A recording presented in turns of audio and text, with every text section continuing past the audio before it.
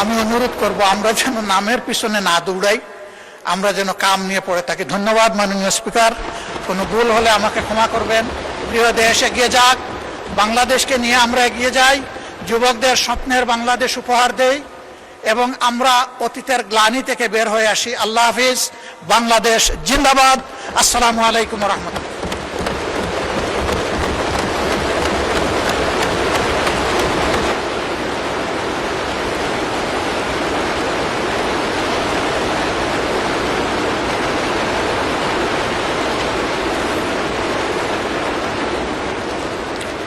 আমি সিলেটের মানুষ, একটা কথা সিলেটের ব্যাপারে বলতে হয়। সিলেট, উনি আবার হাফ সিলেটি, কাজে এখানে আমরা 1.5 জন, 1+0.5। ঢাকা সিলেট যে মহাসড়ক 6 লেনের কাজ শুরু হয়েছে ফ্যাসিস্ট সরকারের আমলে, কিন্তু এটা দেখে মনে হচ্ছে এটা বোধহয় আগ্রার তাজমহল জাতীয় কিছু হবে। কত বছর লাগবে আমরা জানি না। গুইসাপের মতো হাঁটি হাঁটি এটার কাজ চলছে। প্রধানমন্ত্রী নিজেও কিন্তু এটা এক্সপেরিয়েন্স করেছেন, তাকে ধন্যবাদ। কারণ ওই রাস্তা দিয়ে চলতে গেলে বঙ্গোপসাগরে যাওয়ার দরকার নাই, ঢেউ দেখতে গেলে ওখানেই যাওয়া যথেষ্ট। এর একটা অবসান চাইছিলেন বেশি। আমি আপনার মাধ্যমে দৃষ্টি আকর্ষণ করলাম। যোগাযোগ মন্ত্রী মহোদয় আছেন, মন খারাপ করবেন না, আপনাকে সাহায্য করার জন্য বলেছি। দক্ষিণ পশ্চিমাঞ্চল, যশোর, খুলনা এবং সাতক্ষীরা, এই 3টা জেলার বিস্তীর্ণ এলাকা ওয়াটার লকড হয়ে আছে দীর্ঘদিন ধরে। এর কোনো সমাধান নাই। ফলে কৃষক, কৃষি সবকিছু হুমকিতে পড়েছে, এমনকি শিল্পও হুমকিতে পড়েছে। আমি অনুরোধ করব অগ্রাধিকারের ভিত্তিতে এই বিষয়টার প্রতি নজর দিন। এবার মাননীয় স্পিকার, আপনি এখানে না থাকলেও আমি বলতাম, আপনি টাকার কারণে বলছি, আপনি মন খারাপ করবেন না, আপনি লজ্জা নেবেন না, আপনি ভাববেন না যে আমি আপনাকে খুশি করার জন্য বলছি। আমি আমার দায়বোধের জায়গা থেকে, দেশের ভালোবাসার জায়গা থেকে বলছি। ভোলা দেশের সর্বদক্ষিণের জেলা। এই জেলাটি অন্য কোনো জেলার সাথে স্থলভাগে সংযুক্ত নয়। এটাও একটা ওয়াটার লক জেলা। এটা বাংলাদেশের অংশ। তাদের অধিকার রয়েছে বাংলাদেশের অন্যান্য সকল জায়গার যোগাযোগ ব্যবস্থার যে সুবিধা তারা পেয়ে আসছেন, ভোলা এখন এটা পেতে চায়, এটা পাওয়া তাদের অধিকার। ভোলার এই সেতু শুধু ভোলাবাসীর কপাল পরিবর্তন করবে না, আল্লাহ তাআলা ভোলায় যে অপার সম্ভাবনা রেখেছেন, এই ভোলা গোটা বাংলাদেশের এক বিশাল অংশের চিত্র পরিবর্তন করে দিতে পারে। এই জন্য আমাদের নিয়ামতের খনি এই ভোলা যেন আর উপেক্ষিত না থাকে। এই ভোলার সেতুটা আসলেই এটি একটা সম্ভাবনার স্বপ্ন। এই সেতু বাস্তবায়ন হোক। আমার এই প্রস্তাবে সরকারি দল খুশি না, আমি কি করবো, আপনার দলই খুশি না। ওই তারা তো সেই রকম উষ্ণ অভিনন্দন জানালেন না। মাননীয় স্পিকার, আমি আরো আপনাকে আশ্বস্ত করছি, ভোলা আমার শ্বশুর বাড়ি নয়।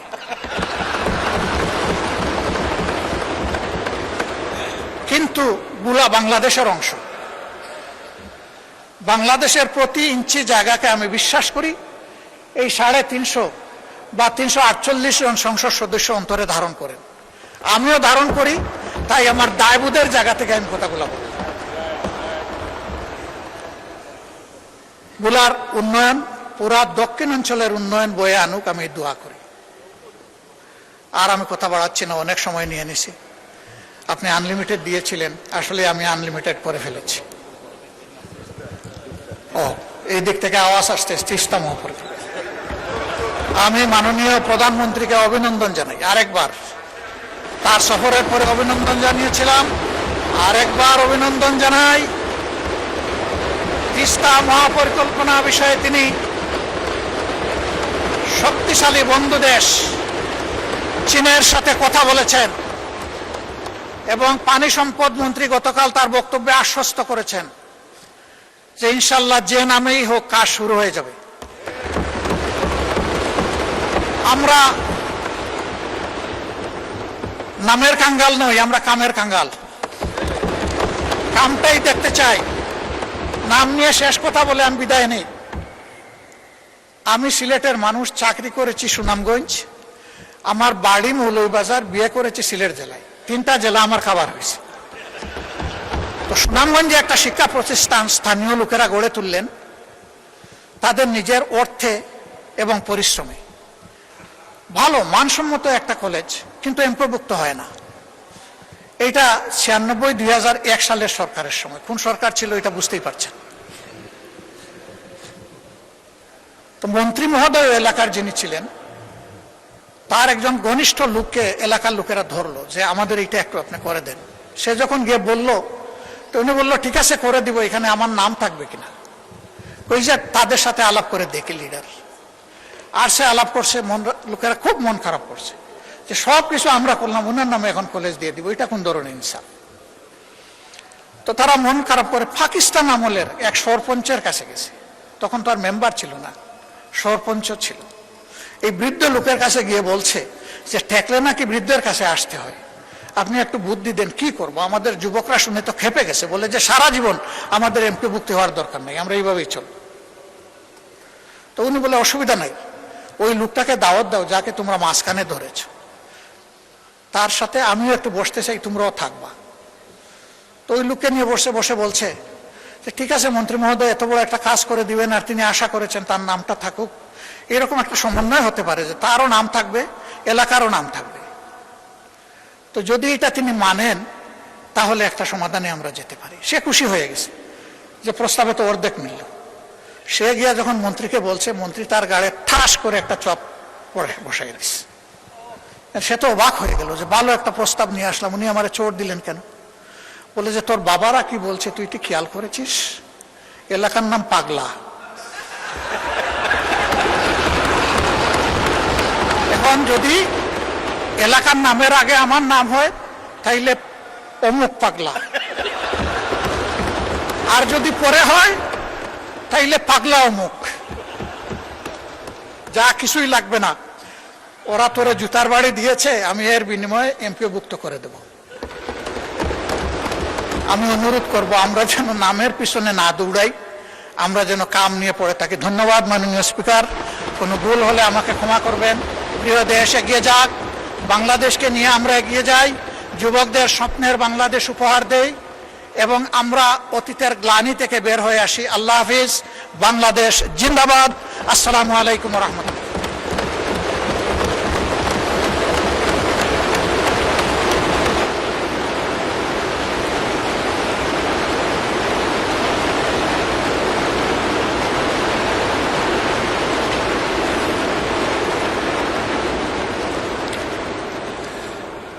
মাননীয় সদস্যবৃন্দ,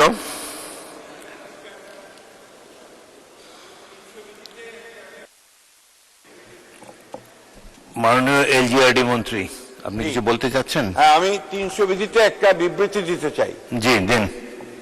ধন্যবাদ মাননীয় স্পিকার। আমি সংসদে অবগতির জন্য জানাচ্ছি যে আমাদের মাননীয় প্রধানমন্ত্রী তিনি তার ঐচ্ছিক তহবিল থেকে আমাদের বিরোধী দলের সদস্যদের আসনগুলোতে সিটি কর্পোরেশন বাদ দিয়ে প্রায় 20 কোটি টাকার মসজিদ, গোরস্থান এবং ঈদগাহের জন্য মঞ্জুরি বরাদ্দ করেছে। ধন্যবাদ মাননীয় স্পিকার।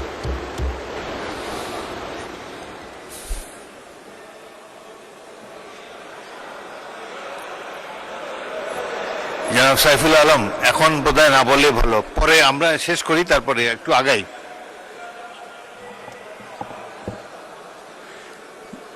মাননীয় এলজিআরডি মন্ত্রী, স্থানীয় সরকার মন্ত্রী, আপনার কথা শুনতে পাইনি, আপনি মাইক অন করে বলুন।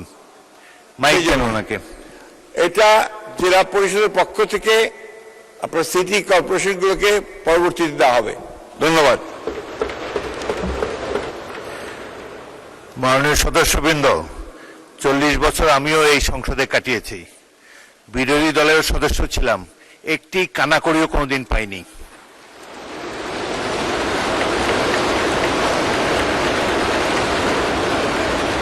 5বার গ্রেফতার হয়ে জেলে গিয়েছি, এটুকুই পেয়েছি।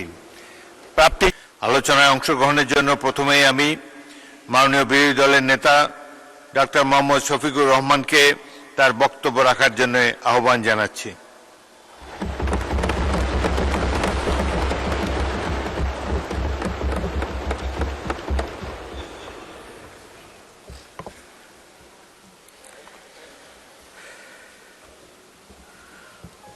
আসসালামু আলাইকুম ওয়া রাহমাতুল্লাহ। নাহমাদুহু ওয়া নুসাল্লি আলা রাসূলিহিল কারীম ওয়া আলা আলিহি ওয়া সাহবিহি ওয়া আহলি বাইতিহি আজমাইন। আউযু বিল্লাহি মিনাশ শাইতানির রাজীম। রাব্বি ইশরাহ লি সাদরি ওয়া ইয়াসসির লি আমরি ওয়াহলুল উকদাতাম মিন লিসানি ইয়াফকাহু কাওলি। قال النبي صلى الله عليه وسلم خير الناس من ينفع الناس أو كما قال عليه الصلاة والسلام। মাননীয় স্পিকার, আপনাকে ধন্যবাদ। বাজেট সেশনের শুরু থেকে এ পর্যন্ত যে সমস্ত সম্মানিত সদস্যবৃন্দ আলোচনায় অংশগ্রহণ করেছেন, আমি তাদের সকলকে অন্তরের অন্তঃস্থল থেকে ধন্যবাদ জ্ঞাপন করছি। সকলেই তাদের বিবেচনাবোধের জায়গা এবং জ্ঞান থেকে এই আলোচনায় অংশগ্রহণ করেছেন। আমি এই ধারণা পোষণ করতে চাই,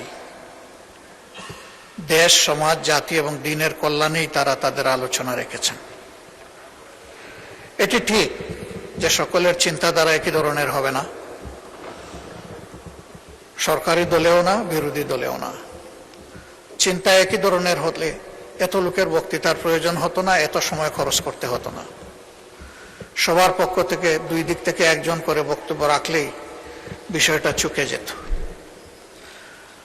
আমরা এখানে জনগণের ভালোবাসা এবং ভোটে নির্বাচিত হয়ে মহান আল্লাহর ইচ্ছায় আসার সুযোগ পেয়েছি এবং সবাই নিজের বিবেক, মহান আল্লাহ তাআলা আর প্রিয় জনগণের কাছে দায়বদ্ধ। এই দায়বদ্ধতার জায়গা থেকেই আমরা আমাদের বক্তব্য রেখে থাকি। বাজেট সেশন বছরের সবচেয়ে গুরুত্বপূর্ণ সেশন। এর ভিত্তির উপর পুরা বছরটি কেমন যাবে তাই নির্ভরশীল। আমি বিশ্বাস করি সকল সদস্যই সেদিকে খেয়াল রেখে তারা বক্তব্য উপস্থাপন করেছেন। আমি আমার বক্তব্যের সূচনায় গভীর শ্রদ্ধা প্রদর্শন করছি এবং তাদের জন্য মাগফিরাত কামনা করছি। মরহুম প্রেসিডেন্ট জিয়াউর রহমান, আল্লাহ তাকে শহীদ হিসাবে কবুল করুন। মাওলানা আব্দুল হামিদ খান বাসানী, যার অসামান্য অবদান রয়েছে জাতির জন্য। জেনারেল আতাউল গনি উসমানী, যিনি মুক্তিযুদ্ধে সফল নেতৃত্ব দিয়েছেন। স্বাধীনতার পতাকা উত্তোলনকারী আসম আব্দুর রব, যিনি সাহসী যুবক হিসাবে সেদিন গর্জন করেছিলেন। সকল শহীদ এবং জীবিত মুক্তিযোদ্ধা, 90-এর গণ আন্দোলনের শহীদ, 28 অক্টোবরের শহীদ, পিলকানা হত্যাকাণ্ডের শহীদ, শাপলা চত্বরের শহীদ, 17.5 বছর ফ্যাসিবাদী শাসনের বিরুদ্ধে লড়াই করতে গিয়ে যে সমস্ত লোক শহীদ হয়েছেন, বিশেষ করে আমার প্রিয় দলের সম্মানিত সিনিয়র নেতৃবৃন্দ। আমরা একটি কষ্টে ভোগা দল। আমাদের 1-2 করে 11 জনকে আমাদের বুক থেকে ছিনিয়ে নেওয়া হয়েছে। 12 নম্বর জন এখানে জীবিত আছেন, বাকি সকলেই দুনিয়া থেকে বিদায় নিয়েছেন। আল্লাহ তাআলা তাদের সকলকে শহীদের যথাযথ মর্যাদা দান করুন। তাদের দুঃখী পরিবারের প্রতি আমি গভীর সমবেদনা জানাচ্ছি। সেই সাথে 24-এর গণ অভ্যুত্থানের সকল শহীদ, আহত এবং পঙ্গু এবং ফ্যাসিবাদী আমলে গুম হওয়া সকল পরিবার, ব্যক্তি, তাদের সকলের প্রতি আমি গভীর শ্রদ্ধা এবং সমবেদনা জ্ঞাপন করছি। পিলখানায় নির্মমভাবে যাদেরকে হত্যা করা হয়েছে, জাতির শৌর্যবীর্যের জায়গায় মূলত আঘাত দেওয়া হয়েছে, আমি তাদেরকেও গভীর শ্রদ্ধায় স্মরণ করছি এবং আল্লাহ তাআলার দরবারে তাদের শাহাদত কবুল হওয়ার জন্য দোয়া করছি। সীমাহীন ত্যাগের মধ্য দিয়ে আজকের এই পার্লামেন্ট গঠিত হয়েছে। এই পার্লামেন্ট আমরা মূল থেকেই বলে আসছি মজলুমের পার্লামেন্ট। সঙ্গত কারণেই আশা করি যে পার্লামেন্ট এমন কোনো আচরণ করবে না যেটা মজলুম দেশবাসীকে আহত করে। এই পার্লামেন্ট দায়িত্বশীল আচরণ করবে, জাতিকে স্বপ্ন দেখাবে, জাতিকে জাগিয়ে তুলবে, জাতিকে ঐক্যবদ্ধ করবে এবং জাতিকে সামনের দিকে এগিয়ে নেওয়ার চেষ্টা করবে। মাননীয় স্পিকার,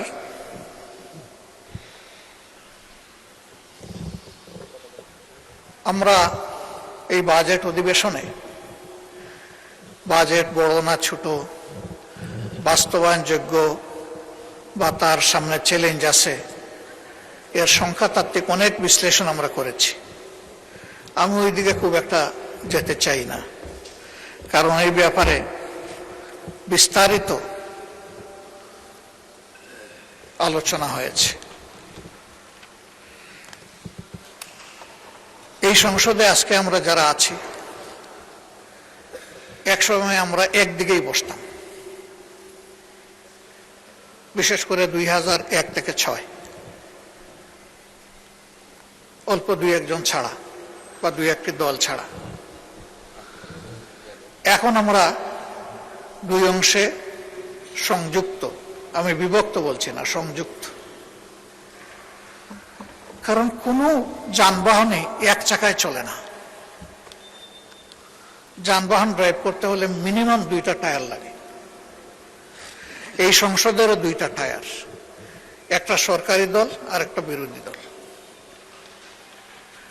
যে কোনো একটা টায়ার যদি অকেজ হয়ে যায়, পুরা যানবাহন অকেজ। সুতরাং আমরা সবাই খেয়াল রাখবো এই টায়ার দুইটি যাতে সচল থাকে। এই টায়ারে আপনি পিন লাগাবেন, পেরেক মারবেন, তাহলে কিন্তু ওই টায়ারটা ফুটো হয়ে যাবে। ওইটা ফুটো হয়ে গেলে ওই টায়ারও চলবে না, যেটা অবশিষ্ট।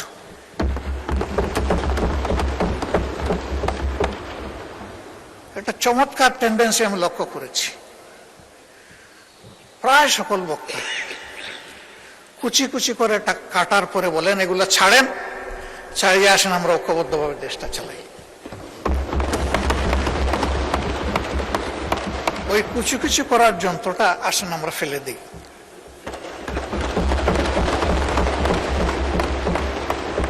আমরা একটা বিউটিফুল ওয়ান্ডারফুল কম্বিনেশনে চলি।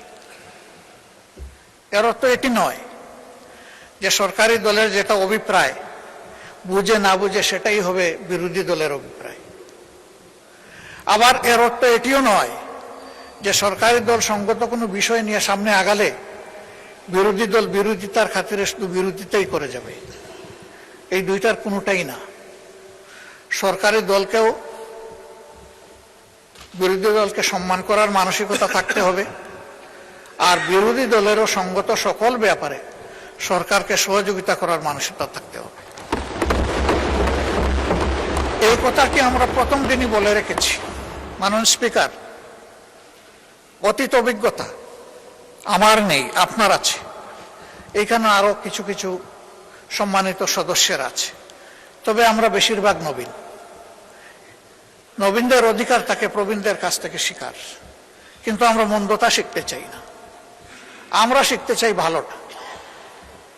অতীতে এই সংসদে দাঁড়িয়ে ব্যক্তিকে তুষামত করার জন্য গান হয়েছে, কবিতা হয়েছে, স্বপ্নবিলাস হয়েছে। প্রিয় জনগণের ট্যাক্সের টাকা খরচ করে এই সংগঠনে, এই সংসদে এটা হওয়া উচিত নয়। এটা তুষামতের জায়গা নয়, এটা দায়িত্ব পালনের জায়গা, দায়িত্ব বুঝে নেওয়ার জায়গা, দায়িত্ব পালন করার জায়গা।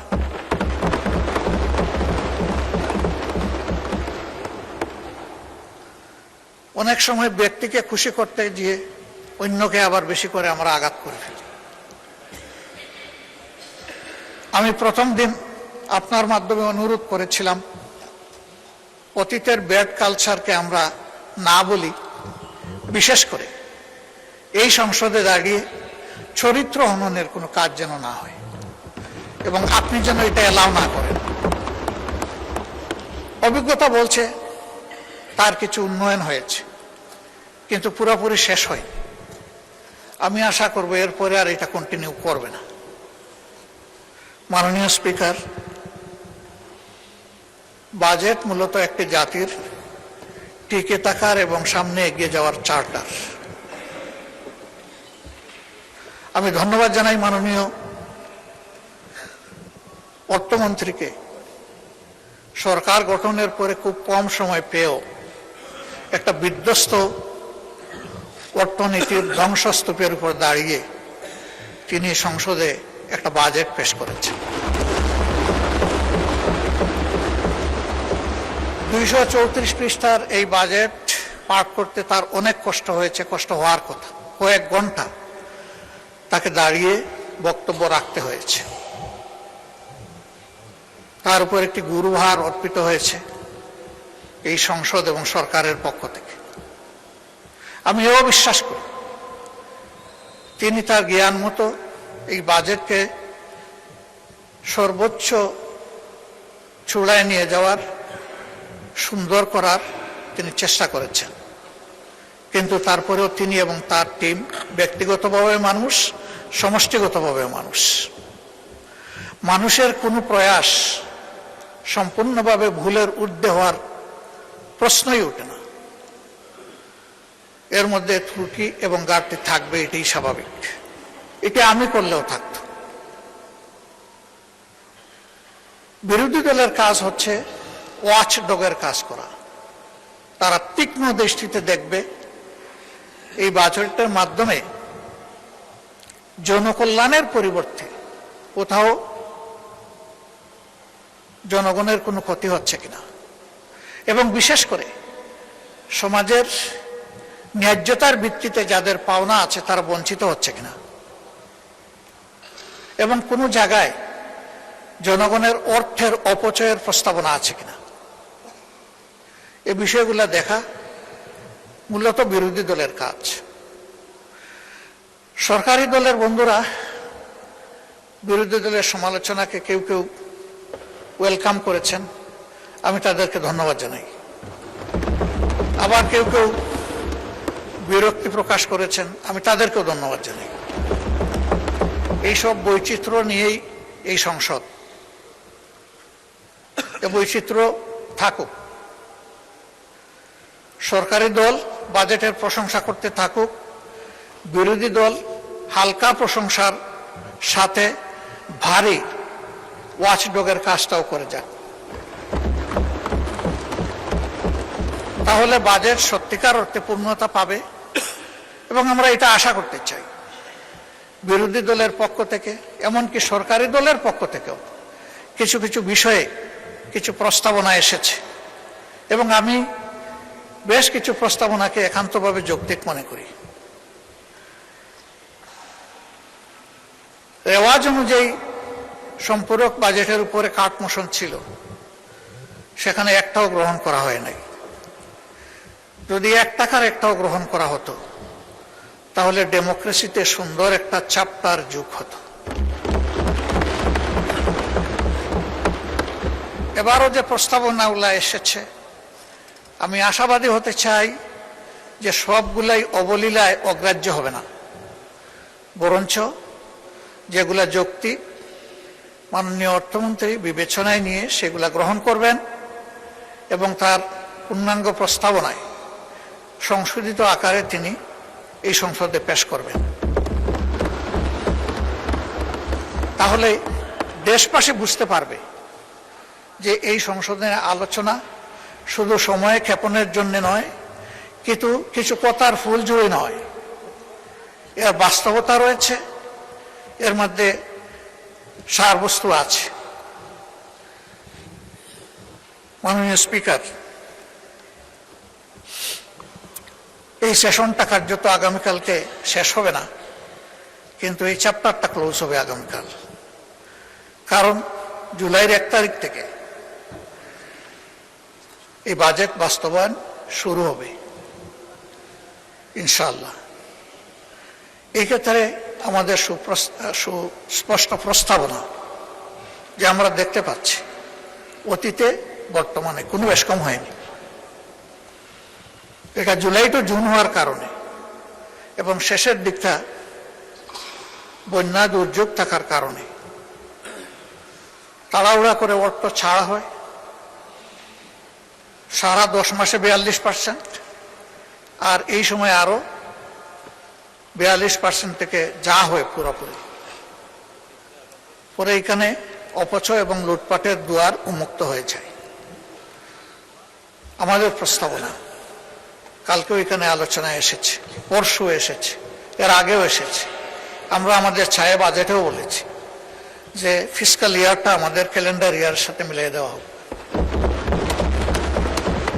অর্থাৎ জানুয়ারি থেকে ডিসেম্বর এই সময়টা হোক ফিসকাল ইয়ার। জাতির ক্ষতি হ্রাস পাবে, কাজের গতি বৃদ্ধি পাবে। আমরা আশা করব এটা সক্রিয় বিবেচনায় নিয়ে কার্যকর হবে ইনশাআল্লাহ। দ্বিতীয় সংক্রান্ত যে মৌলিক কথাটি বলে রাখতে চাই যে এই বাজেট আমরা প্রণয়ন করি ঠিক আছে, কিন্তু আমরা বাস্তবায়ন করি না। বাস্তবায়ন করে আমাদের নির্বাহী ফোর্স যারা আছে তাদের মাধ্যমে, রাষ্ট্রের কর্মকর্তা কর্মচারীদের মাধ্যমে বাস্তবায়ন হয়। তারাও ভুলে উঠবে না। এটা নিয়মিত ইভ্যালুয়েশন বা অ্যাপ্রোপ্রিয়েশনের যদি একটা সিস্টেম আমরা এস্টাবলিশ করতে পারি, তাহলে জনগণের ট্যাক্সের টাকার সর্বোচ্চ সদ্ব্যবহার হবে, এটা আমরা নিশ্চিত হতে পারি। এই জন্য প্রতি 3 মাস অথবা 4 মাস অন্তর অন্তর এর ইভ্যালুয়েশন বা অ্যাপ্রোপ্রিয়েশন রিপোর্ট এবং আলোচনাই সংসদে হওয়া উচিত। বিশেষ করে শেষ 3টি মাস হাতে রেখে সম্পূরক বাজেটটা আসা দরকার। এবারও আমি ব্যক্তিগত আলোচনায় বলেছিলাম যে দেরি করলেন কেন, এটা আরো আগে আনতে পারতেন। একজন দায়িত্বশীল সম্মানিত সদস্য তিনি বললেন যে এত আগে প্রেডিক্ট করব কিভাবে। আমি বললাম যখনই পরিকল্পনা নেওয়া হয়েছে প্রেডিকশন তো তখন হয়ে আছে,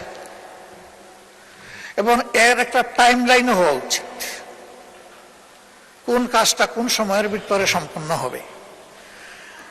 যদি এইভাবে ইভ্যালুয়েশন এবং টাইম লাইন ফলো করে আমাদের বাজেট পরিকল্পনা বাস্তবায়ন হয়, তাইলে 3 মাস কেন 6 মাস আগে প্রেডিক্ট করা কোনো অসম্ভব নয়। আর এখানেও আমরা দেখলাম যে অন্তত 20 দিন আগে তো প্রেডিকশন করা গেছে। তো 20 দিন আগের প্রেডিকশন যদি হয় তাইলে 3 মাস আগেরও প্রেডিকশন করা সম্ভব। তখন আর ওই যে অপচয় এবং লুটপাট, এটা সম্ভাবনাটা কমে আসবে। আমাদের সমাজে বাজেট বাস্তবায়ন বা উন্নয়নের সবচেয়ে বড় বাধা হচ্ছে দুর্নীতি, জবাবদিহিতার অভাব, সততা স্বচ্ছতার অভাব। এটি আমাদের সবচেয়ে বড় চ্যালেঞ্জ। এই চ্যালেঞ্জ একদিনে দূর হবে না, কিন্তু কোনো একটা জায়গা থেকে শুরু করতে হবে, এবং পদ্ধতিগতভাবে যদি এটা আমরা শুরু করতে পারি তখন এটা সুফল আমরা পেতে পারি। মাননীয় স্পিকার, আমাকে কতটুকু সময় দিবেন আগে বলেন নাই, আমি ধারণা করে নিচ্ছি এই সংসদে কেউ কেউ যেভাবে আনলিমিটেড সময় পেয়েছেন, আজকে আশা করি আমিও সেই রকম পাবো। আপনাকেও আনলিমিটেড সময় দেওয়া হবে, বলুন। ধন্যবাদ মাননীয় স্পিকার, তবে আনলিমিটেডটাও লিমিটেড হবে ইনশাল্লাহ।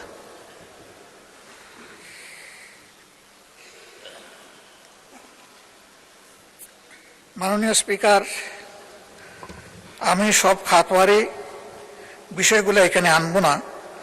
যে বিষয়গুলোকে আমি সবচেয়ে বেশি গুরুত্বপূর্ণ মনে করি সেই বিষয়গুলো এখানে আনতে চাই। বাজেট দেশের জনগণের জন্য, এখানে সকল জাতি গোষ্ঠী অঞ্চল সমন্বিত হবে, সম্পৃক্ত থাকবে। তবে একটা ইনসাফ ভিত্তিক বাজেট তখনই হবে যখন সমাজের পিছিয়ে পড়া অংশ এবং অঞ্চলকে অধিক গুরুত্ব দিয়ে বাজেটে সম্পৃক্ত করা হবে,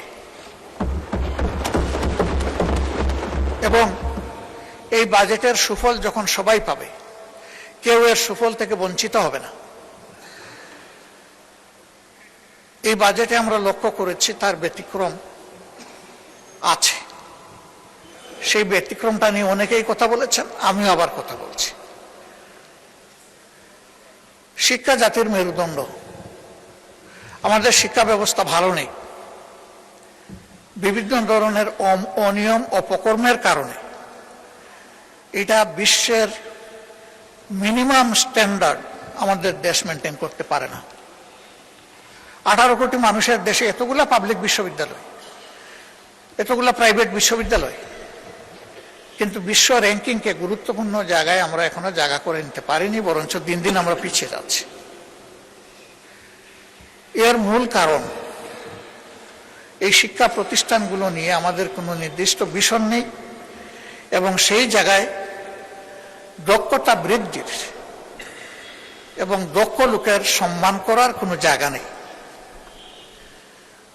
বরাবরই রাজনৈতিক আনুগত্যকে প্রাধান্য দেওয়ার কারণে নিজেদের ইচ্ছা অনিচ্ছার লালন পালন করার কারণে আমাদের শিক্ষা পিছিয়ে যাচ্ছে। কোথায় গিয়ে ঠেকবে আল্লাহ ভালো জানে। থামাতে হবে, আর পিছনের দিকে যেতে দেওয়া যাবে না। এখন একটা জায়গা থেকে শুরু করে সামনে এগিয়ে যেতে হবে। সেই শিক্ষা আমাদের দেশে বহুমাত্রিক। এখানে সাধারণ শিক্ষা আছে, কেজি থেকে শুরু করে বিশ্ববিদ্যালয় পর্যন্ত। আবার এখানে মাদ্রাসা শিক্ষা আছে। মাদ্রাসায় আবার 2টি মৌলিক ধারা আছে, একটি আলিয়া মাদ্রাসা আর একটি কওমি মাদ্রাসা। আলিয়া মাদ্রাসা সরকারি কনসিডারেশনে যেটুকুই হোক আছে, কিন্তু বিশাল একটা অংশ কওমি মাদ্রাসা যারা, তাদের কোনো কনসিডারেশন এই বাজেটে নেই। অথচ সরকারের ট্রেজারিতে তারাও তো ট্যাক্স দিচ্ছে।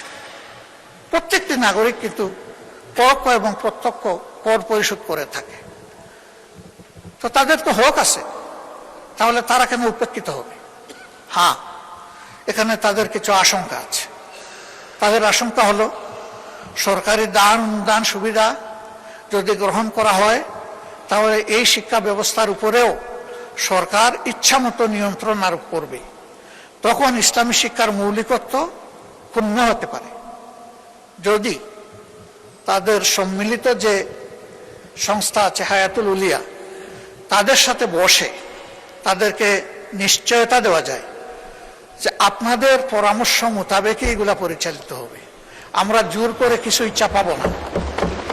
রাষ্ট্রের ট্রেজারিতে আপনাদের হক আছে, আপনাদের হক আপনাদের হাতে তুলে দেওয়া আমাদের দায়িত্ব, আমাদেরকে এই সুযোগ আপনারা সৃষ্টি করে দেন। তখন একটা রাস্তা বের হবে। আমি মনে করি তাদেরকে এই বাজেটে ইনক্লুড করা উচিত। এখন মেকানিজম কি হবে, সরকার এটা বের করে নেবে। এই ক্ষেত্রে যদি আমাদের কোনো সহযোগিতা লাগে, আমরা প্রস্তুত। আমাদের সহযোগিতা ছাড়াই যদি সরকার একা সমাধান করে বলে ধন্যবাদ দেব, অসুবিধা নেই, কাজটা হওয়া দরকার। এরপরে আমরা লক্ষ্য করলাম প্রাইমারি স্কুলের প্যারালাল সংখ্যায় যাই হোক, ইবতেদায়ী মাদ্রাসা আছে, সেই মাদ্রাসাগুলার কোনো অ্যাকোমোডেশন এখানে নাই, আমাদের বাজেটে নাই। তারাও শিক্ষায় কন্ট্রিবিউট করছে। আমি দাবি করব তাদেরকেও এর অন্তর্ভুক্ত করা। নন এমপিওভুক্ত যে সমস্ত শিক্ষা প্রতিষ্ঠান আছে, ফ্যাসিস্ট আমলে বাস্তবতা থাকা সত্ত্বেও অনেক প্রতিষ্ঠান এমপিওভুক্ত হয়নি। এটা ঠিক যে এই ধরনের বেশ কিছু প্রতিষ্ঠান থাকতেও পারে যাদের কোনো ন্যূনতম মান নেই, দেওয়ার মতো অবস্থা নেই। নিরপেক্ষভাবে নির্মোহভাবে মান যাচাই করে, লাইকিং ডিসলাইকিং এর ভিত্তিতে নয়, কোনো এলাকা বা অঞ্চল বেদে বৈষম্য নয়, একটা কমিটি বা কমিশন করে শিক্ষা মন্ত্রণালয়ের অধীনে যাচাই বাছাই করে যেগুলা এমপিওভুক্ত হওয়া উচিত, তাদেরকে আর ঝুলিয়ে না রেখে তাদের উপর আর জুলুম অব্যাহত থাকুক, এটা আমরা চাই না। আমরা চাই যে এটার অবসান হোক, এটার সমাধান হোক। শিক্ষা জাতির প্রতি কোনো অনুগ্রহ নয়, একটি জাতির অধিকার। এই অধিকার দেওয়ার দায়িত্ব হলো রাষ্ট্র বা সরকারের।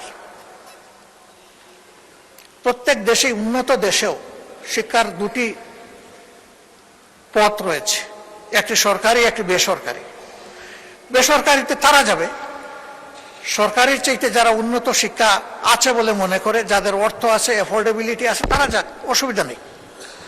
কিন্তু যে জনগণ সরকারি শিক্ষাটা নিতে চায় তাদেরকে মানসম্মত শিক্ষা নিশ্চিত করা হচ্ছে সরকারের কাজ। এই ক্ষেত্রে অবশ্যই পুরা শিক্ষাটাই সরকারিকরণ হওয়ার দাবি রাখে। এই বিষয়টাও আমি সরকারকে বিবেচনায় নেওয়ার জন্য অনুরোধ করব। তবে হ্যাঁ, এবারকার বাজেটে এটা কতটুকু সম্ভব হবে এটা তারা বিবেচনা করে দেখবেন। 5 বছরের জন্যই পার্লামেন্ট এবং সরকার গঠিত হয়েছে। আমরা আশা করি যে 5 বছর এটা কন্টিনিউ করবে। এর একটা স্বল্প, মধ্য এবং দীর্ঘমেয়াদী পরিকল্পনা থাকা দরকার। জাতিকে আশ্বস্ত করা দরকার যে আমরা এইভাবে আগাতে চাচ্ছি। জাতির সামনে বিষয়টা স্পষ্ট করা দরকার। মাননীয় স্পিকার, শিক্ষায় অনগ্রসর একটা জনগোষ্ঠী আছে, তারা আমাদের অংশ, তারা এই দেশের নাগরিক। তাদের একটা অংশ বা বড় অংশ পাহাড় অঞ্চলে বসবাস করে। যোগাযোগে, স্বাস্থ্যসেবায়, শিক্ষায়, এই 3টা মৌলিক বিষয়ে তারা অনেক পিছিয়ে। এবং অনেক পিছিয়ে থাকার কারণেই পাহাড়ে অনবরত অস্থিরতা লেগেই আছে। তাদেরকে আস্থায় আনতে হবে, ন্যায্যতার ভিত্তিতে তাদের প্রাপ্য তাদের হাতে তুলে দিতে হবে, অতীতের বঞ্চনা সহ তাদের হাতে তুলে দিতে হবে। যদি এইভাবে তাদেরকে আমরা মূল ধারায় ফিরিয়ে আনতে পারি, আমরা আশা করি সেখানে দেশপ্রেমিক সেনাবাহিনীর আর কোনো সদস্যকে নিহত হতে হবে না। তারা তখন বিশ্বাস করতে শুরু করবে যে এই দেশ আমাদের সকলের, এই দেশকে বাঁচানোর দায়িত্ব, এগিয়ে নেওয়ার দায়িত্ব আমাদের সকলের। আমরা এই বিষয়েও আমি বিশেষভাবে দৃষ্টি আকর্ষণ করছি। বিশ্ববিদ্যালয়গুলো আমার প্রিয় দেশে কোনো মানে আসলো না, আসবে কিভাবে? বিশ্ববিদ্যালয়ে সেই রকম মানসম্মত কোনো গবেষণা নেই, গবেষণার জন্য পর্যাপ্ত ফান্ডও নেই, লজিস্টিকও নেই, এবং আমার ধারণা মন মানসিকতাও নেই। ইচ্ছা থাকলে তো একটা উপায় বের হয়। শিশু কান্না করলে তো মা কিছু দুধ দেয়। আমাদের বিশ্ববিদ্যালয়গুলো যদি রিসার্চ বেস না হয় তাহলে চিরজীবনই আমরা একটা আমদানি নির্ভর জাতি হিসাবে থেকে যাব। আমরা যে সমস্ত ক্যাপিটাল মেশিনারি, লজিস্টিক এবং আমাদের প্রয়োজনীয় পণ্য বিদেশ থেকে আমদানি করে থাকি, তাকে আমদানিই করতে থাকবো আর শুধু খুঁজতে থাকবো যে কোন দেশ থেকে ভালো আমদানি করা যাবে, নাকি একদিন আমরাও রফতানি করার জন্য এই পণ্যগুলা তৈরি হব? জাতিকে যদি এই ক্ষেত্রে তৈরি করতে হয়, অবশ্যই বিশ্ববিদ্যালয়গুলোকে গবেষণা কেন্দ্রে পরিণত করতে হবে। এবং আমি অনুরোধ করব, শিক্ষায় যে ফান্ড দিয়েছেন যদি আরো সম্ভব হয়, আরো ফান্ড দিয়ে, স্পেশাল অ্যালোকেশন দিয়ে অন্তত 5-7টা ইউনিভার্সিটিকে স্পেশালি ডেজিগনেট করা দরকার, স্পেশাল অ্যাসাইনমেন্ট দেওয়া দরকার যে আমাদের জাতি আপনাদের কাছ থেকে এটি চায়। এই বাজেটকে আমি বড় বলবো না, ছোটও বলবো না, মধ্যমও বলবো না। আমি বলবো জাতির প্রয়োজনে যা দরকার সেই রকম বাজেট নিতে হবে। আমি এটাও বিশ্বাস করি, রেভিনিউ আহরণে আমাদের যে আশঙ্কা, অতীত অভিজ্ঞতার আলোকে সরকার নিজে যদি সৎ হয় এবং সদিচ্ছা থাকে, তাহলে যে রেভিনিউ টার্গেট এখানে আমরা ফোকাস করেছি তার চাইতে বেশি রেভিনিউ আহরণ করা সম্ভব। তবে 3টা বিষয়ের দিকে খেয়াল রাখতে হবে। আমাদের দেশে যারা ইনকাম ট্যাক্স দিয়ে থাকেন, আয়কর দিয়ে থাকেন, তারা 3টা ট্যাক্স দেন। একটা হচ্ছে সরকারি ট্রেজারিতে জমা হয়, আরেকটা কিছু অসৎ লোকের পকেটে যায় যারা এই প্রক্রিয়ার সাথে জড়িত, আর আরেকটা চাঁদাবাজদের পকেটে যায়। এরকম যারা আয় করেন তাদেরকে যদি নিশ্চয়তা দেওয়া হয় ট্যাক্স শুধু একটাই হবে, দ্বিতীয়টা আর তৃতীয়টা থাকবে না, তাহলে আমি বিশ্বাস করি স্বপ্রণোদিত হয়ে এই সমস্ত ব্যবসায়ীরা আরো বেশি ট্যাক্স দিতে তারা আগ্রহী হবে। সেই সাথে এই ব্যবসায়ীরা যখন দেখবেন যে তাদের ব্যবসা যদি কখনো ঝুঁকিতে পড়ে, তখন সরকার এবং দেশ এসে তাদের পাশে দাঁড়ায়।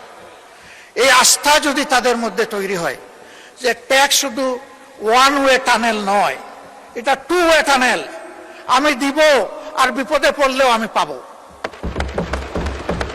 সেই রকম আস্থার পরিবেশ যদি সৃষ্টি করা যায়, সকল দেশের ব্যবসায়ীরা, উন্নত দেশের ব্যবসায়ীরা যেভাবে এই ট্যাক্স দিয়ে থাকেন, আমাদের ব্যবসায়ীরা সেটা দিবেন বলে আমি বিশ্বাস করি। যাদের সাথেই কথা হয়েছে তারা বলেছে যে আপনারা কাট মোশন করে ওই দুইটা ছাঁটাই করে দেন, 2 নম্বর আর 3 নম্বর, দেখবেন আমরা ট্যাক্স দেই কিনা। ব্যবসায়ীদের মধ্যে সকলের উদ্দেশ্য সমান নয়, এর মধ্যে বেশিরভাগ ব্যবসায়ী সৎ, তারা সততার সাথে বাঁচতে চান, কিন্তু তাদেরকে বাধ্য করা হয় অসৎ হতে। আর কিছু আছে মজ্জাগতভাবে অসৎ, ওরা সব সময় সব জায়গায় লুণ্ঠন এবং ডাকাতির মানসিকতা নিয়েই তারা থাকে। এদের সংখ্যা বেশি নয়, তাদের নামের তালিকাও দীর্ঘ নয়, কিন্তু এই 5-7 জনের হাতেই গত 15টা বছর দেশ লুণ্ঠিত হয়েছে। আমরা বিস্মিত, এদেরকে আমরা সবাই চিনি, কিন্তু তাদের সাথে আমরা কেউ কেউ আবার গলাগলিও করি। আজকে বাজেট ঘাটতি খুব বেশি নয়, আমরা সবাই বলছি আমাদের 28 লক্ষ কোটি টাকা 15.5 বছরে বিদেশে লন্ডার করা হয়েছে, পাচার করা হয়েছে। সেই পাচার করা অর্থ কিভাবে ফিরিয়ে আনা হবে, এই বাজেটে তার কোনো গাইডলাইন নাই, কোনো প্রস্তাবনা নাই। ওই পাচারকৃত অর্থের 9 ভাগের 1 ভাগ 26-27 অর্থ বছরে যদি আমরা ফিরিয়ে আনতে পারি, যদি সেই উদ্যোগ নেওয়া হয়, তাহলে আমাদের কোনো বাজেট ঘাটতি থাকবে না। এ টাকা আমাদের, এ টাকা জনগণের, এই টাকা ডাকাতি চুরি করে লুণ্ঠন করে নিয়ে যাওয়া হয়েছে। জনগণের সম্পদ জনগণকে ফিরিয়ে দিতে হবে, আর সম্পদের সাথে কালপিটদেরকে ফিরিয়ে আনতে হবে। শুধু সম্পদ আসলো, কালপিটরা থেকে গেল, তাহলে কিন্তু সঠিক শিক্ষা হবে না। ওদেরকেও ফিরিয়ে এনে শাস্তির মুখোমুখি করতে হবে, তাহলে বাকি আর কেউ কালো হাত জনগণের সম্পদের দিকে বাড়ানোর আর সাহস করবে না। আর এই বিষয়টা যদি উপেক্ষা করা হয়, তাহলে আগামীতে এর চাইতে বড় ডাকাত তৈরি হবে, এবং এরা ধরে নেবে যে এই নিয়ে মিডিয়ায়, সংসদে একটু চিল্লাচিল্লি হবে, কথাবার্তা হবে, তারপরে সব মালিশ, আর কিছুই থাকবে না। এখানে আমরা দৃশ্যমান কার্যকর পদক্ষেপ দেখতে চাই। এর জন্য সংশ্লিষ্ট দেশসমূহের সাথে এমওইউ চুক্তি যা করতে হয়, আইনগত সকল পথ খুলেই আগাতে হবে, কিন্তু এই গতিটা যেন হরিণের গতি হয়, কচ্ছপের গতি না হয়। কারণ এই সম্পদ যত তাড়াতাড়ি ফিরে আসবে, রাষ্ট্র তত বেশি উপকৃত হবে, আমাদের বঞ্চনা দূর হবে। এই ব্যাপারে বিরোধী দল হিসাবে আমরা যাদের সাথে বসেছি, বিদেশের যে সমস্ত ডেস্টিনেশনে আমাদের এই টাকাগুলো গিয়েছে, আমরা তাদের সাথে পরিষ্কার কথা বলেছি, এই টাকা আমাদের, আপনারা ফিরিয়ে দিতে সাহায্য করুন। আমাদের সরকার যদি উদ্যোগ নেয়, তাদেরকে আপনারা সহযোগিতা করুন। বিরোধী দল হিসাবে আরো যদি কিছু করার আমাদের থাকে বলবেন, সেটাও আমরা করব। আমরা দেশকে ভালোবাসি, সরকারি দল বিরোধী দল বড় কথা নয়। এখান থেকে অনেকেই বলেছেন যে আপনারা এত সমালোচনা করেন, একদিন তো আপনারা সাইড বদল করে এখানেও আসতে পারেন। আল্লাহ ভালো জানেন, তুতিল মুলকা মান তাশা ওয়া তানজিউল মুলকা মিম্মান তাশা। আল্লাহ ভালো জানেন ক্ষমতার পালা বদল কখন হবে, কারে দিয়ে হবে, কিভাবে হবে, তবে হবে, এটাই কথা।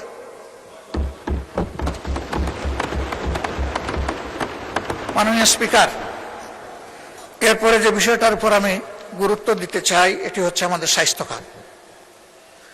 একটি জাতিকে এগিয়ে নিতে হলে শিক্ষার পরেই স্বাস্থ্যের জায়গা। আমাদের স্বাস্থ্য খুবই খারাপ। আপনি নিজেও এগুলা প্রত্যক্ষ করেছেন। অবশ্য আপনার বোধহয় সুযোগ কম হয়, কারণ আপনি তো সিএমএইচ ট্রিটমেন্ট নেন। এটা তো আপনাদের জন্য স্পেশালি ডেজিগনেটেড। আমরা সেখানে যেতে গেলে হয়তো আপনাদের দোয়া নিয়ে যেতে হবে। কিন্তু আমাদের দেশে পল্লী স্বাস্থ্য কেন্দ্র থেকে শুরু করে মেডিকেল বিশ্ববিদ্যালয় পর্যন্ত সর্বত্র একই চিত্র।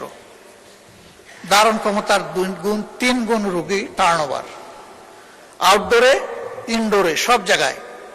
এমনকি লজ্জা লাগে যে মানুষ জীবন বাঁচানোর তাগিদে সুস্থ হওয়ার আশায় স্বাস্থ্য কেন্দ্রে যায়, হাসপাতালে যায়, সেই মানুষগুলো মাটির মধ্যে মেঝেতে শুয়ে আছে। কি করবে?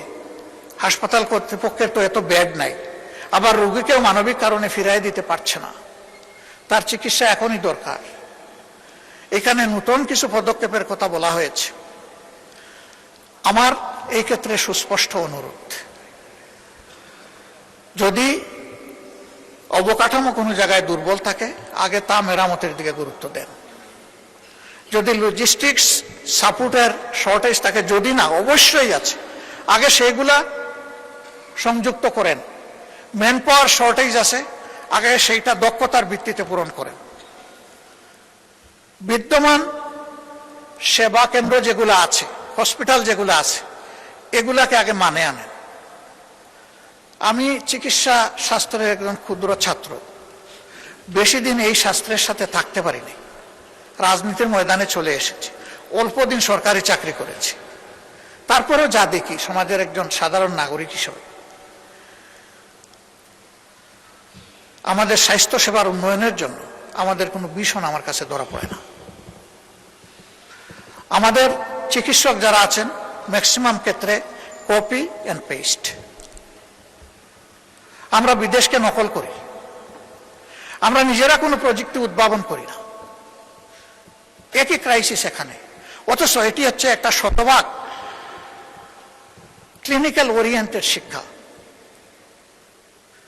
এখানে বই মূল বিষয় নয়, এখানে পেশেন্ট মূল বিষয়। এই নিয়ে আমাদের কোনো ভীষণ আমার কাছে মনে হয় না। আমরা জোড়াতালি দিয়ে চলছি। এই স্বাস্থ্য ব্যবস্থাকে একটা ভিশনারি স্বাস্থ্য ব্যবস্থায় নিতে হবে এবং এটি সম্ভব। আমাদের মধ্যে প্রতিভার কোনো অভাব নেই, পরিবেশের অভাব। এই পরিবেশটা নিশ্চিত করা হোক, আমি দোয়া করি এবং আহ্বান জানাই।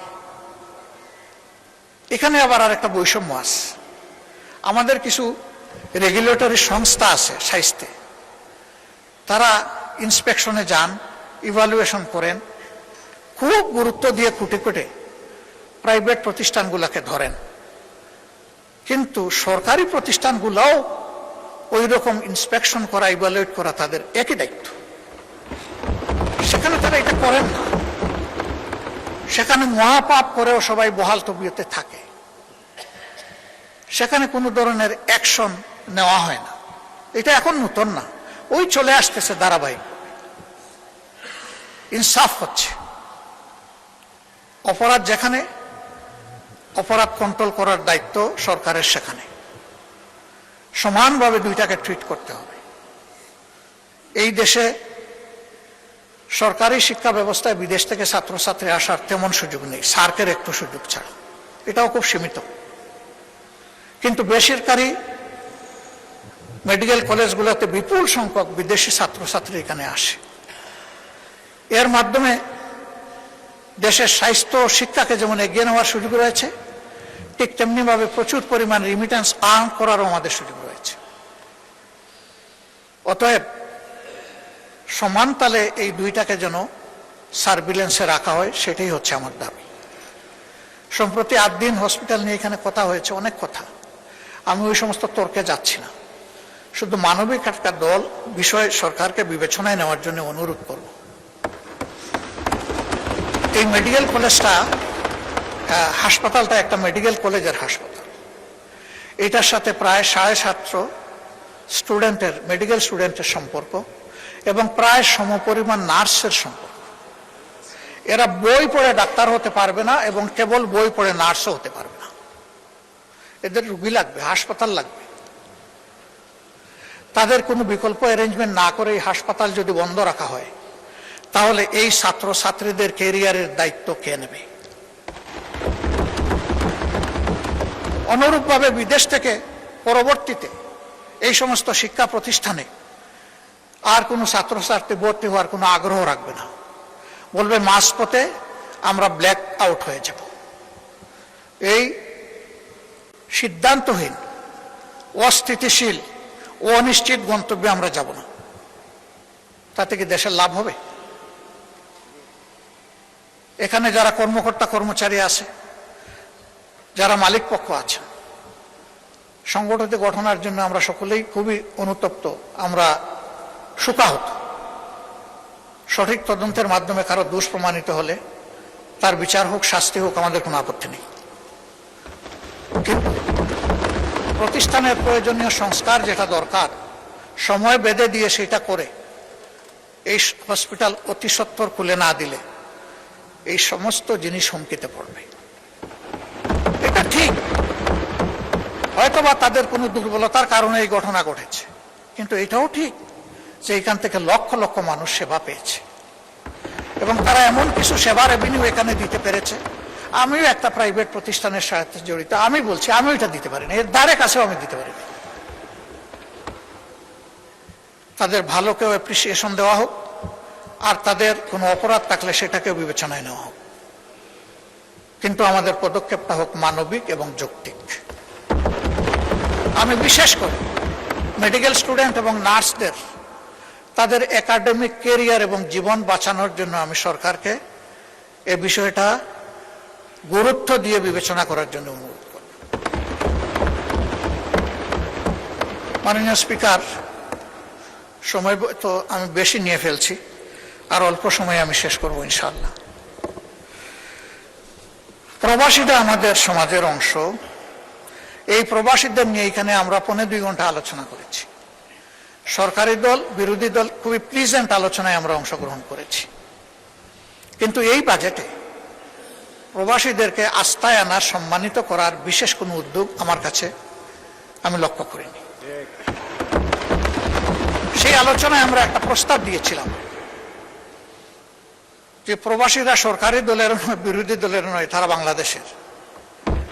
এই সংসদ থেকে একটা বিশেষ কমিটি বা টাস্ক ফোর্স করা হোক, যারা এই বিষয়গুলা নিয়ে মুভ করবে, দেশে দেশে তাদের সমস্যাগুলা চিহ্নিত করে তার সমাধানের চেষ্টা করবে। আমাদের প্রবাসীরা বিদেশে যাওয়ার সময় তার যেটুকু যোগ্যতা আছে, এই যোগ্যতার সাথে যেটুকু সামর্থ্য আছে সব উজাড় করে দিয়ে বিদায় হয়। জায়গা জমি বিক্রি করে, ধার দেনা করে যায়, হালের বলদ বিক্রি করে, এগুলা করে তারা বিদেশে যায়। এই যেতে গিয়ে তারাও বিড়ম্বনার শিকার হয়। মালয়েশিয়া একটা গুড হাব, যেখানে আমাদের প্রায় 20 লক্ষ লোক থাকে। সেই জায়গায় অতীতে অনেক কেলেঙ্কারি হয়েছে। সেখানে একটা কোম্পানি করে, নুরুদ্দিন আমিন, সে একটা কোম্পানি করে একটা সিন্ডিকেশনের মাধ্যমে 85,000-এ যেখানে একজন শ্রমিক ভাই যাওয়ার কথা, সেখানে তার কাছ থেকে নেওয়া হয়েছে 6-7 লক্ষ টাকা। এখনো সেইটা বহাল আছে। আমি এই গণতান্ত্রিক সরকারকে অনুরোধ করব, হাত দেন, ভেঙে দেন সিন্ডিকেট, খুলে দেন দুয়ার, চলে যাক শ্রমিক মাত্র 85,000 টাকায়। যারা জেলের ভিতরে আছে তাদেরকে মুক্ত করার জন্য আমাদের মাননীয় প্রধানমন্ত্রী তার সফরে কথা বলেছেন, ধন্যবাদ। তারা মুক্ত হয়ে আসলে এবং যদি তারা সেখানে কাজ পায় আমরা খুব খুশি হব। এদের কোনো দোষ নাই, এরা বুঝে নাই কোনটা জালিয়াতি আর কোনটা সঠিক। দালালের খপ্পরে পড়ে তাদের ভাগ্যে আগুন জ্বলছে। এই দালালদেরকেও আইনের আওতায় আনেন, শাস্তির আওতায় আনেন। এই চেইনটা ভেঙে দেন, খান খান করে দেন। ওই চেইন রেখে মলম দিলে আমাদের কোনো লাভ হবে না, বারবার ফুসকা উঠতেই থাকবে। তাদের আরো অনেকগুলো সমস্যা আছে, আমি সেগুলার দিকে গেলাম না। আর মালয়েশিয়ায় শুধু প্রবলেম না, প্রবলেম সর্বত্র। এক জায়গায় হাত দিলে সব জায়গায় কভার হয়ে যাবে, এবং আমি বিশ্বাস করি এটা আনএচিভেবল নয়, এটা অ্যাচিভেবল। এখানে দরকার সদিচ্ছা আর কঠোর পদক্ষেপ। আমরা সরকারের সাথে এই ব্যাপারে আছি।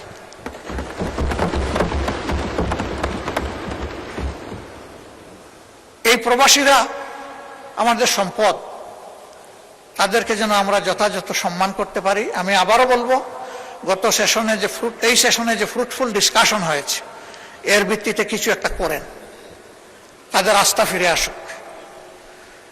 যদি আমরা স্বচ্ছতা মেনটেন করতে পারি, আমাদের প্রবাসী ফ্লো আবার বেড়ে যাবে, অনেক বেড়ে যাবে। আর না হয় মালয়েশিয়ার মতো বারবার বাধাগ্রস্ত হবে, এই খুলবে এই বন্ধ হবে, দরজা খুলবে জানালা বন্ধ হবে, জানালা খুলবে দরজা বন্ধ হয়ে যাবে। এই বিপদ থেকে বের হয়ে আসা দরকার। মাননীয় স্পিকার, এখানে এই বাজেটে আমাদের 71-এর মুক্তিযুদ্ধে যারা অংশগ্রহণ করেছেন তাদের পূর্বের ভাতাটা বহাল রাখা হয়েছে, খেতাবপ্রাপ্ত মুক্তিযোদ্ধাদের ভাতা কিছুটা বৃদ্ধি করা হয়েছে। আমি অনুরোধ করব সকলেরটা বৃদ্ধি করে দেন। প্রয়োজন সবার আছে, খেতাব যারা পেয়েছেন তাদেরকে তো জাতি আলাদা সম্মান করে, কিন্তু প্রয়োজনটা আছে সবার। এই জন্য সবাইকে এই জায়গায় সম্মানের জায়গায় আমরা নিয়ে আসি।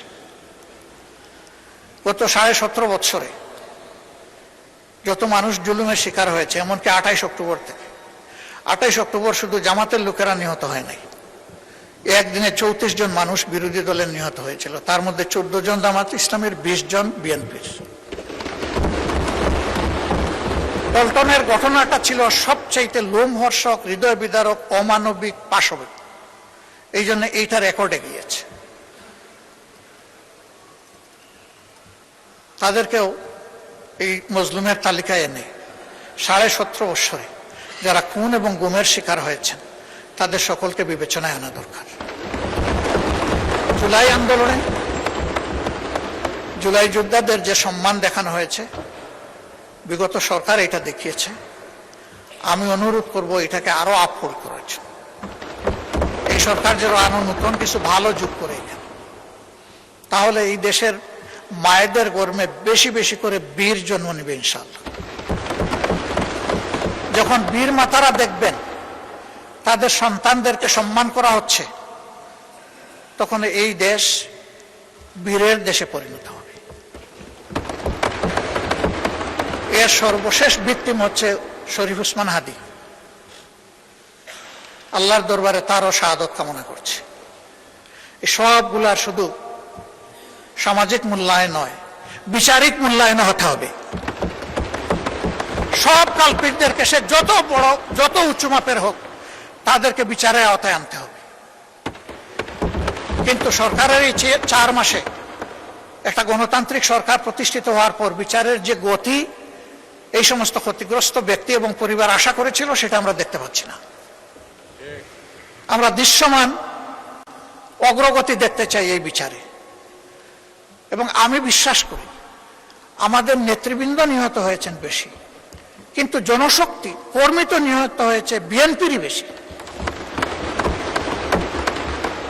দল হিসাবে আপনাদের একটা দায়িত্ব আছে নিজ সহকর্মীদের উপর ইনসাফ করার, সরকার হিসাবে দায়িত্ব আছে সারা দেশবাসী মজলুমদের উপর ইনসাফ করার।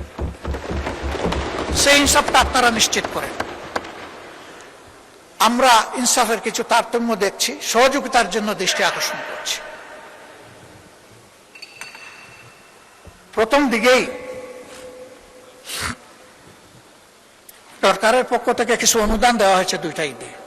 একেবারে শেষ মুহূর্তে সময়ের কিয়ামত সময় গিয়ে আমাদেরকে বলা হয়েছে আপনাদের জন্য আছে, এ কাজটা করবেন না। সব জায়গায় সমাহারে দিবেন এবং একই সাথে সরকারি দল বিরোধী দল সবাইকে অবহিত করবেন। এটাকে তো আমরা খাবো না। হ্যাঁ, আমাদের দলের একজনের ব্যাপারে গতকালকে এখানে এক ভাই দাঁড়িয়ে কথা বলেছেন, আমরা তার ব্যাপারে দৃষ্টি দিয়েছি। এটা আমিও যদি হই তা আমাকেও আপনারা নিন্দা করবেন, অসুবিধা নেই। কিন্তু জনগণের হক শুধু আমরা বিরোধী দলের এমপি এই কারণে যেন নষ্ট না হয়। প্রসঙ্গত বলতে চাই, প্রথম অধিবেশনের শেষ বক্তব্যে মাননীয় প্রধানমন্ত্রীর আগে আমি একটু কথা বলার সুযোগ পেয়েছিলাম।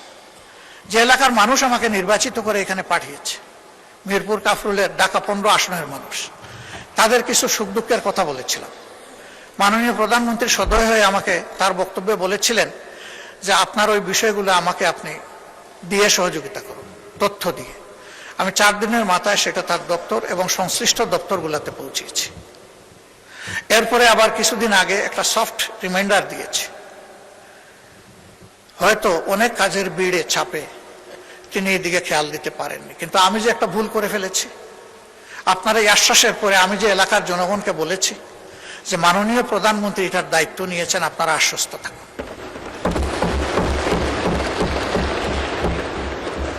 আমি মাননীয় প্রধানমন্ত্রীকে বলেছিলাম অবস্থাটা পানির জন্য কারবালার মতো, এক ফোঁটা পানি পান করার সুযোগ দিন। পানির জন্য এখন ডেইলি সেখানে মানুষ বিক্ষোভ করে। আবার কিছু অসাধু ব্যক্তি রাজনৈতিক যুগ সাজসে রাতের বেলা এরা পানির পাইপ কেটে বিভিন্ন জায়গায় তাদের পাওনাটা আদায় করে, অবৈধ পাওনা আদায় করে সেখানে পানির অবৈধ সংযোগও দিচ্ছে। মাননীয় প্রধানমন্ত্রী, এখন আর এই এলাকা আমার থাকে নাই, দায়িত্ব আপনি নিয়েছেন, এখন এই এলাকা আপনার। বদনাম সুনাম যা হবে আপনার হবে, আমি কিন্তু ভার মুক্ত। আমি বলে দিয়েছি যে উনি দায়িত্ব নিয়েছেন, এখন আপনি কি করবেন সেটা আপনার ব্যাপার। আমি শুধু স্মরণ করাই দিলাম, এই একটি এলাকায় যদি প্রধানমন্ত্রীর কাছ থেকে বিরোধী দলের একজন ক্ষুদ্র সদস্য হিসাবে আমি ইনসাফ না পেয়ে থাকি, তাহলে সারা বাংলাদেশে বিরোধী দলের সদস্যরা কি পাচ্ছেন সেটা তো আমার আশা। তবে ধন্যবাদ জানাই মাননীয় স্থানীয় সরকার মন্ত্রীকে, তিনি সর্বশেষ একটা চিঠি এটাও কিয়ামতের আগে দিয়েছেন যে সকলের জন্য সমান, এই আপনাদের এলাকার অ্যালটমেন্ট আপনি যখনই দেন আপনাকে বিশেষ ধন্যবাদ, সমানভাবে দেওয়ার কারণে। এই সাম্যতাটাই চাচ্ছি, এইটাই মেনটেইন হোক সর্বক্ষেত্রে। মাননীয় স্পিকার,